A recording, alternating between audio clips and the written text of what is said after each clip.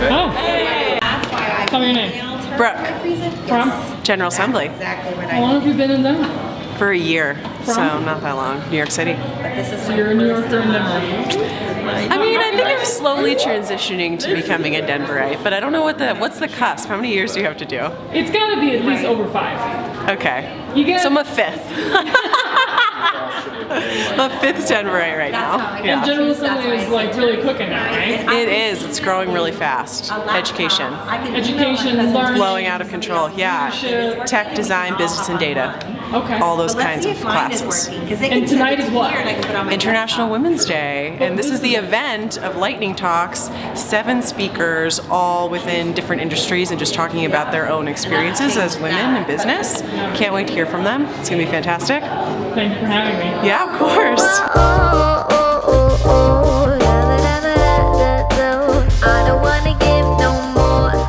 My name is Annika Stevens. I work for Dish Network. I am in the product delivery, software delivery, bringing new cool things from Dish to the consumers. And obviously you're wearing red. You're sporting the red. Did you work today? I did work today. Yeah, me too. All damn day. Yes. International Women's Day. Yep. And so you're here at the Lightning Talk. What are you going to dish out tonight? Ooh, that was good. That was good. I don't know if I can top that. You know, about influencing change in an enterprise organization and being a woman and doing that, especially in IT and software delivery. Can you read real quick? Yeah. No with the wine, no with the wine. Andrea. Tell me your name. What's your name? Andrea Wendelman. And you are? I am the co-founder and CEO of the first career platform for Latino millennials called Be Visible. Very cool. Be Visible.soy. S-O-Y. Yes. Right? Visit us at BeVisible.soy. Very cool. And so, what are we doing tonight?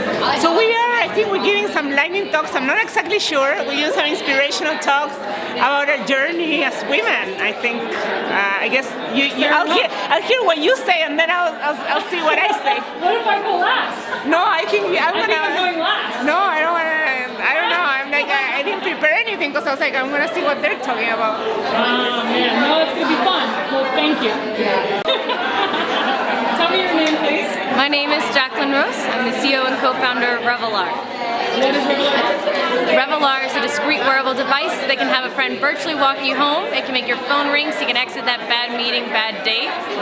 It can let your loved ones know where they are and that they're safe, and then if God forbid you need it, it can have help sent to you. Where can you find Revelar online? You can find Revelar at revelar.com. That's REVOLAR.com, or on Amazon. And what are we doing here tonight? So here we're celebrating International Women's Day with lightning talks, and I'll be chatting to you about the struggles of fundraising as a female founder.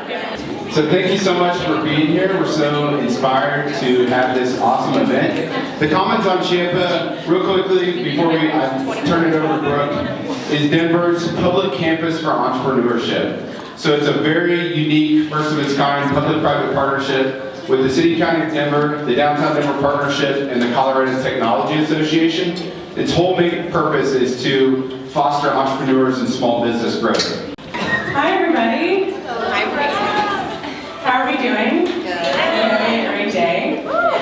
So I'm Brooke, I'm the Regional Director of General Assembly in Denver. I just want to start. Can everyone turn to the person next to them that they don't know and say hi? And just do some eye contact? I know you are. Hey there.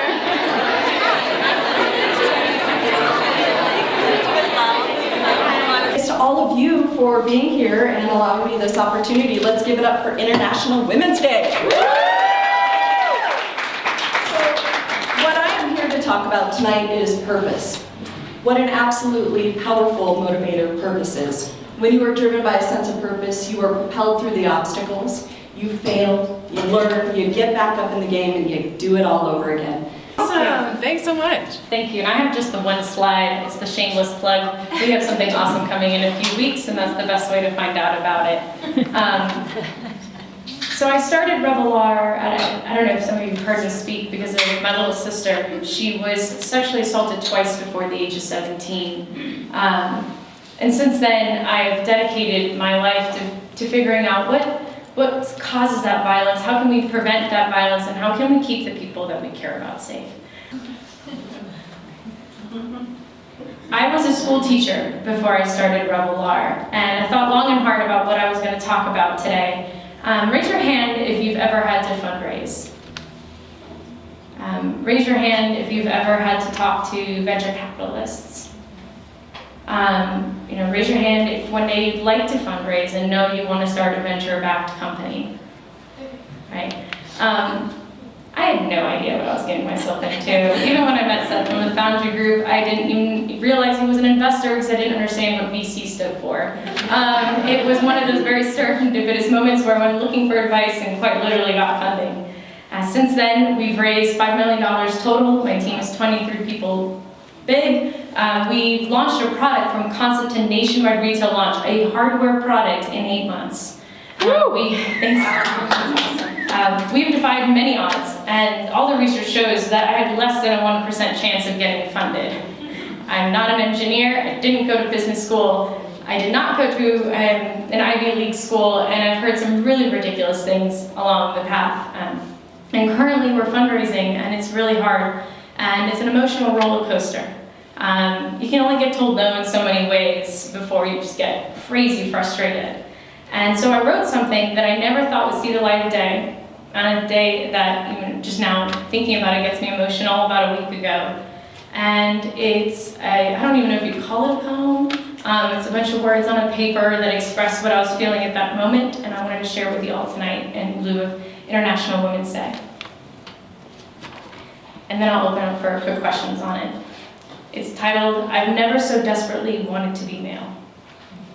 What's your age? I'm asked. You're very articulate for somebody your age, I'm told. Have you ever wondered if you looked like me, if this round would already be closed? Asked my team member. I freeze. I focus on mentally recompartmentalizing. I don't know. What I do know is if I think about that too much, I'll lose my mind and my nerve. I replied. We go quiet. The comments, snippets of conversations I wanted to let go resurfaced. How did someone like you get this far? We don't do hardware. We don't believe there is a market. Don't pull the gender card. You're not a minority. Yeah. I was like, really? This is ridiculous. If you were white, aggressive, and male, this round would be closed already, my mentor proclaimed, frustrated right alongside me. He asked you what? My other mentor proclaimed furiously. I'm interested to talk to you because I've never sat across the table from someone like you before. Normally I'm talking to some young, whiter, techie Asian guy who went to an Ivy League. You're none of those things, he said. I get caught in the bathroom trying to control my emotions. I get caught by her, trying to keep it together. Hi, Jackie. I hope everything is okay. I just want you to know how much of a difference you're making in the world. You're giving women back their confidence and independence to be alone while still feeling safe. You are allowing us to take back control of scary situations. Revelar has been with me through my journey of recovery, for making me feel safe to go to the grocery store or even leave my apartment, all the way to knowing now that I feel more confident that I'm able to check in with John and let him know that everything is still okay. Revelar has been the comforting touch that reminds me every day that no matter what happens, my loved ones will be there, so I will never have to experience what happened to me again. She sent me that message after she caught me crying. You made me feel less alone. I feel naked without it now. I've never told anyone, but I was raped when I was 15. Thank you for building this. I will make sure my daughter, who is now 15, gets one.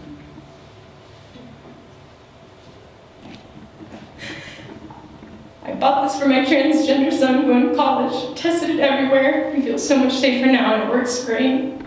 Jackie, I'm scared. My friends are harassed on the bus for wearing her hijab and another girl was attacked. Am I next? Whoopi Goldberg.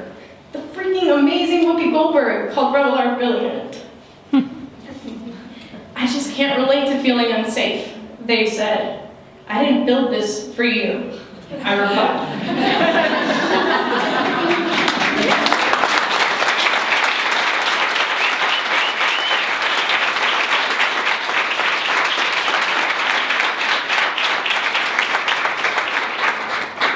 so sleep deprived, I'm so sorry. As you can imagine, launching a new product and trying to fundraise has me a little exhausted. Thank you for letting me share that. As I said, I've been scared to print it because we're like, will that ruin your chances? Will that make you, seem like you're acting like a victim? And the fact is, there's a ton of great VCs out there. Angels were really the hardest part. They're not always as sophisticated. The problem with the more sophisticated ones, then you just don't know if they're smart enough to not say those things. But if they still think those things, you have no idea. And it's an incredibly stressful process. When it was just 6 of us, yeah, the pressure was there, but now I'm responsible for people's mortgages, and we have a team member who's having a baby, and I sit here and I am terrified that I'm going to let them down.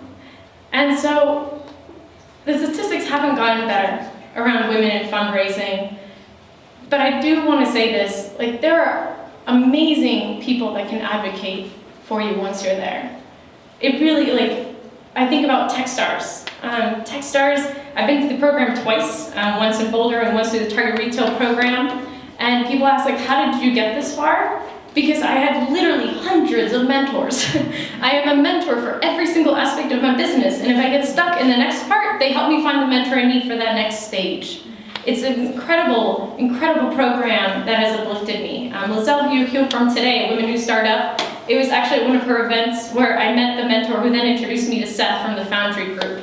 It was literally our big break, was at one of her events. And so here's the thing, it's not going to be easy. It's not going to be a rosy path. And what keeps me sane is knowing that my male friends who are CEOs also hate fundraising. So it may not be a gender thing, but I do know that we hear things and we face things that I don't think somebody would ask a male my age, what's his age, or comment on the fact that they can put sentences together. As one of my favorite mentors, Bernie Strum, who's a former CEO of Priceline, she's awesome. She goes, it's almost like they're always like, look, the dog talks.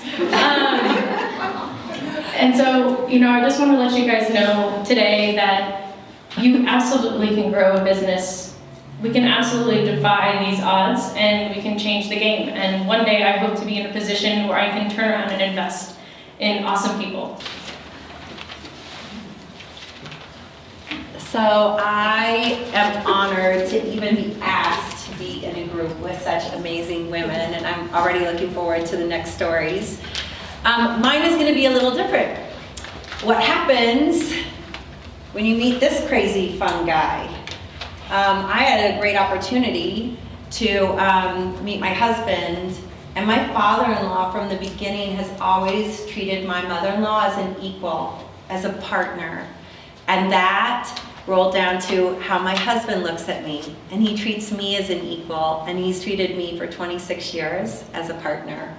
I wanted to give a little plug to General Assembly. I've learned about General Assembly at least 10 years ago in New York City, and just thought it was so progressive. So even though some of our philanthropy is in higher ed, what we really started to look at our own foundation, because I'm a disruptor, is a 4-year college, is that really the finish line for every kid? Or should we think about a different finish line? And what I mean by that is, maybe 4-year college isn't for everybody right now in their lives. And what I love is that we live in a country that's free, may not be equal all the time, but at least it's free. And so in our free country, we're allowed to come to General Assembly and get a great job. And I absolutely love their model. If you haven't been online, you have to go look at their online model. In 10 to 12 weeks, they will place you in a job. They have a 99% job placement rate. Welcome, Emily. Well, thank you to General Assembly. This is such an incredible day to be talking about these kinds of issues, to be talking about things that maybe we can't in our normal life. Maybe feels a little uncomfortable. I know for me, wearing red today feels very uncomfortable as a redhead. So I'm wearing my Casey Musgraves concert t-shirt because it's the only thing I have in my closet. Okay, so what I want to share with you tonight is a little bit about my story, how I got to be in an emerging field, and what it's like to be a female millennial in that field, the opportunities and challenges that come along with that. with this you can't see, but there's supposed to be a really, really cute picture of me as a baby with rainbows on my face. I grew up in New York City, which in and of itself is a very odd thing. And I recognize that now living in Colorado. My parents joke that as a baby I was fascinated with the moss that grew in between the cracks in the city, and anyone that has spent any time in New York City knows that that's a very rare thing. So I had a different upbringing. My parents were divorced. My mom lived on the Upper West Side and my dad lived in the West Village. And I was raised by my extended family and a group of amazing gay men, who I call my fairy godfathers. So for me, I didn't really realize that diversity was a big deal. When I first told my grandparents about my first boyfriend, when I was in first grade, maybe that's a little young, different conversation. I didn't even think to mention anything about his race. Thank you very much for having me here. I really like the work that General Assembly does, and I'm actually thinking of taking one of the classes. It was really good, right? So I'm going to check it out. I thought for a while what I wanted to talk about, and I think that I decided that I want to talk about what I have learned, my spiritual lessons from being an entrepreneur, and the things I've learned from this journey, which is absolutely crazy. First of all, just to give you a little bit of background about me, is that I was born in the US, but I came to Chile, from Chile at the age of 25 to go to do a master's at Harvard Law School. I really left Chile not because it wasn't a great place to live. In fact, I probably could live much better than I live here. But I didn't like it because it was a very small society, very hierarchical, very class-based, and very asphyxiating to me at the time. And I left to go to law school because it was a perfect excuse, because I was about to get married and people wanted to marry me desperately. And I was 25 years old and I was already late at that time for Chile to get married. And I was like, what excuse could I get? And I got into Harvard Law School and no one could say anything about it. So I was like, great, left and never went back. That's basically a story. It's not that I wanted to be a lawyer. I was a lawyer for a year and I hated it, but I was like, what else can I do? So I came here. And I stayed and I was like, what am I going to do now? I tried other things. I figured in the US, talking about freedom, that you could do other things. So, I had a law degree, but it didn't mean that I had to be a lawyer. So I went to work in a non-for-profit in Washington, D.C. called the Center for the Advancement of Hispanics in Science and Engineering Education, which at that time the concept of STEM didn't exist. But that was my first job, and I loved it. But I kind of realized that I was living in this hole of an apartment, and all my friends from law school were making tons of money going to dinner and going to places, and I was like, well, I actually want to, if I'm going to stay here, I want to do what they do, and I took the bar, and I became a lawyer, and the whole thing. So yes, I did that. Anyway, I was a lawyer for 13 years. I never liked it. And so I wanted to talk about 3 spiritual lessons I learned, or the 3 things. First is the concept of success. Mm-hmm. So when I was a lawyer, everybody thought I was successful. Mm-hmm. I mean, people say, oh, in Chile, you're so successful, you work at this law firm, or you're so successful, and I felt like a failure inside. I was like, these people are going to discover me. I mean, not that they but I felt like a failure, and I ended up crying a lot of times because I was like, I hated what I did, and I knew that my time was counted because I didn't like to progress. Like, when you're doing something but you don't want to move the next step up, you just want to coast there so that no one, my only goal was not to be fired. That was the only thing I was like, if I just don't get fired. So I was like, I can't live my life like this, and I knew that I had come to a world for something more important. And I knew that I have shown my grit when I left my country, when I stayed here, when I decided to apply for jobs at a law firm. It wasn't easy. I know, you think that I went to law school, but I was an American. I was looking for a permanent position and not so I had a first taste of no one knows me here, I don't have any connections, and all these things is because of me. I got the job because of me. I went to work with one of the top law firms in New York, and it was all my doing.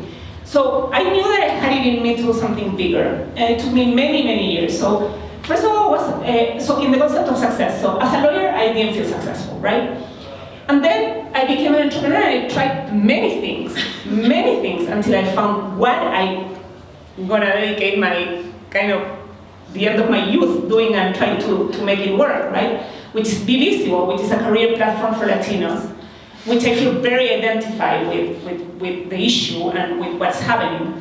But I tried many different things before. I failed many times. I mean, there were successes and they looked like successes, but they were failures. Because first of all, I didn't want to stick with them. Because I didn't want to make them grow. Because for any reason or another, I didn't want to pursue them further. And so they were not successes. And as an entrepreneur, Jackie, when I look at Jackie, she doesn't feel successful, right? But to me, she's like mega successful, right? I mean, she's raised $5 million. I have raised $250,000, I feel your pain, but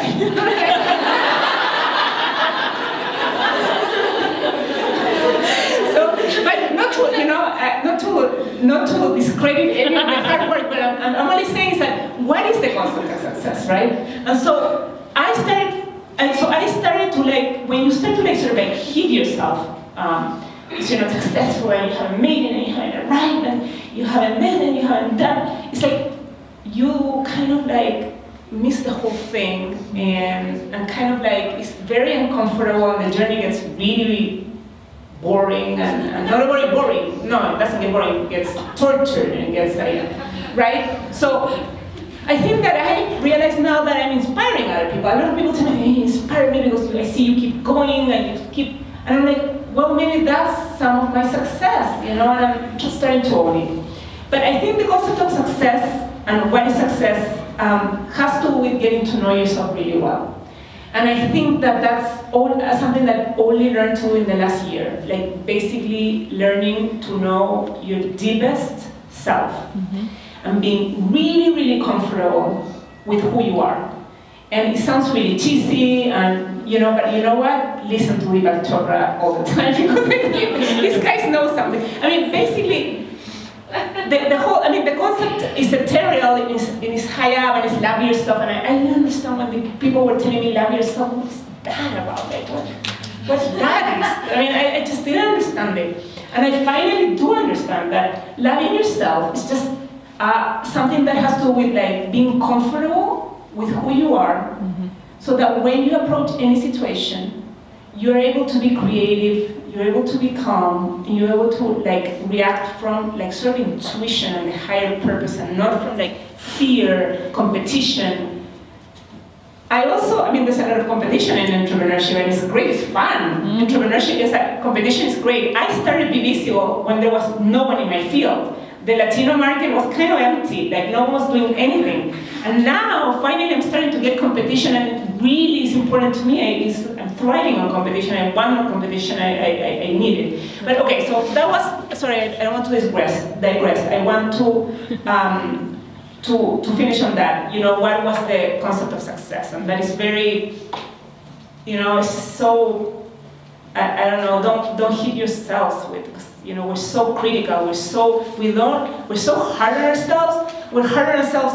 Guys, white guys, young guys, they're not hard on themselves. They're I did it, and we're so hard on ourselves, and this is part of our issue. And Latina women are even worse, so it's the other thing that I've learned is that when you have a dream, and you have a dream that is very clear, and is very strong, and is very determined, you should eradicate, I mean it, eradicate anyone that is trying to bring you down. Not because you don't have self-confidence and you're gonna do it anyway. It's just because negative energy and negative thoughts from others that don't believe and they're trying to put you down, those can be loved ones, those can be husbands, those can be, yes, many times husbands. Those can be. No, it's true. It is true. I almost got divorced because my husband wasn't supporting my dream, and I'm like, you go with me with this or bye. And he's now on board, but I went and I basically asked for the divorce. You know, like we're done here. Yeah. So I mean, what I'm trying to say is, it can be husbands, could be parents, could be cousins, could be friends that think they have your back, could be, but whoever it is, not that you don't listen to advice. It's important to listen to advice, and sure, but not negative energy. Second piece of advice that I would say. And then on being a woman, yes, I agree with what Jackie. The issues we have as women, and you see it, and you see it in your work. I mean, and at the beginning, I was very angry at all of that, and I was kind of. But I realized that, first of all, there's a lot of energy that is wasted in being angry and being kind of reactive, and I don't have energy to waste. I have to put all my energy into me. And so, what can we do about it? I think the only thing we can do about it is become freaking successful and help each other out and invest in each other. And that's the only thing we can do, because to resist something this is a chauvinistic world controlled by men. This is the reality. Why we cannot change that. We gotta change it today. We going against that. It's too much energy. It's going against the world. It's going against hundreds of years. It's like, it's not fair to each of us individually to go against the whole system, right? So the only thing we can do is do our thing, do it with calm, knowing that there's kind of a movement forming. There's people that are there trying to support you. My biggest supporters, my only supporters, besides from a couple of men, I have a couple of men, one is they come from Texas. I love Texas too. But my biggest supporters are all women. Women are they have opened the doors for successful women, the women that believe in themselves, and even not successful women, fellow entrepreneurs, have opened Lizelle, many others, have opened doors on a constant basis. And so get rid of the scarcity mentality that exists with women, which kind of kills us. I'm guilty of that one too. I've had it before. I'm working on that. Everybody has. It's an issue. There's I feel a sentiment of scarcity, and there's not enough, right? But that really is a huge problem, and so that's what I wanted to say. Manager of product at Dish, and she's responsible for application support, product, and culture at Dish's Denver location. I feel like she's going to have a much more robust bio to give you beyond that too. But let's all welcome Annika.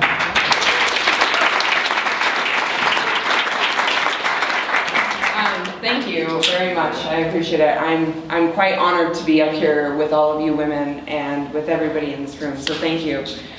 I have a little bit of a different story. I work for a corporate large company, and to be honest, it is very, very important for me to be up here to tell you how rewarding it is to work at one of these companies.